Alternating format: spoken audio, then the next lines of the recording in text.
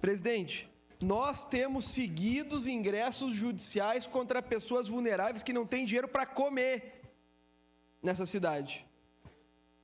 E nós, vereadora Andressa, infelizmente, convivemos com essa realidade nessa Casa Legislativa. O município tem bloqueado conta de gente que vive de VPC para reter valores que são significativamente irrisórios. Nós precisamos vedar isso, presidente. Em diversas oportunidades nós atendemos gente aqui, vereadora Andressa, que não tem nem para pagar a conta de luz, vereador Cristiano. E o município bloqueia a conta.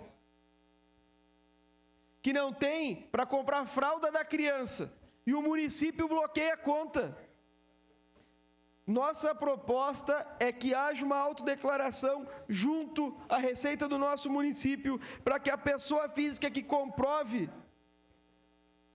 uma situação de vulnerabilidade socioeconômica tenha a suspensão da exigibilidade do seu débito pelo prazo de 12 meses. Não tem dinheiro para comer, vai contratar advogado como, vereadora Rose Frigieri?